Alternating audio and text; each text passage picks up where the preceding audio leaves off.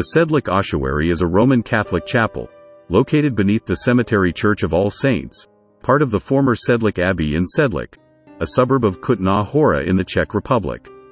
The ossuary is estimated to contain the skeletons of between 40,000 and 70,000 people, whose bones have, in many cases, been artistically arranged to form decorations and furnishings for the chapel. The ossuary is among the most visited tourist attractions of the Czech Republic, attracting over 200,000 visitors annually. 4 bell-shaped mounds occupy the corners of the chapel. A chandelier of bones, which contains at least one of every bone in the human body, hangs from the center of the nave with garlands of skulls draping the vault. Other works include piers and monstrances flanking the altar, a coat of arms of the House of Schwarzenberg, and the signature of František Rint, also executed in bone, on the wall near the entrance. Along with Sedlec Abbey and the rest of the Kutná Hora city center, it was listed as a UNESCO World Heritage Site in 1995, because of its unique Baroque architecture.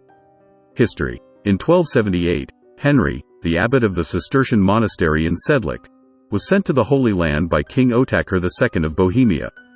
He returned with a small amount of earth he had removed from Golgotha and sprinkled it over the abbey cemetery. The word of this pious act soon spread, and the cemetery in Sedlec became a desirable burial site throughout Central Europe. In the mid-14th century, during the Black Death, and after the Hussite Wars in the early 15th century, many thousands were buried in the abbey cemetery, so it had to be greatly enlarged. Around 1400, a Gothic church was built in the center of the cemetery with a vaulted upper level and a lower chapel to be used as an ossuary for the mass graves unearthed during construction, or simply slated for demolition to make room for new burials. After 1511, the task of exhuming skeletons and stacking their bones in the chapel was given to a half-blind monk of the order.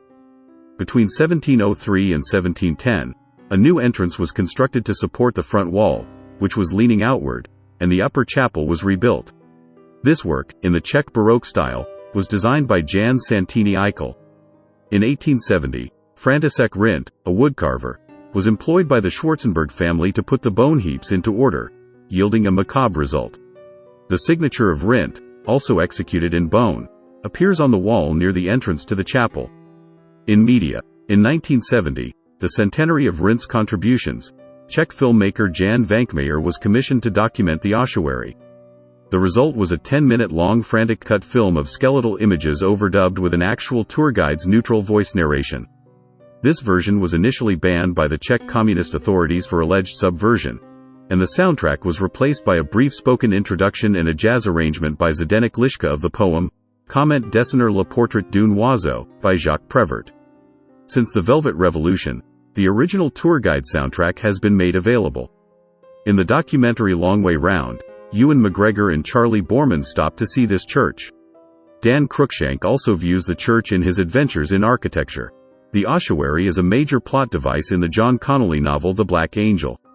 The ossuary is used as a location for the Dungeons & Dragons movie and the movie Blood and Chocolate.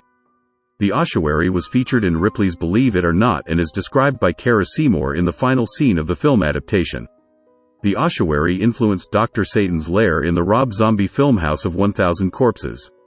The ossuary appeared on 2 versions of The Amazing Race. The Amazing Race Australia 1 and Ha Merats La Million 2.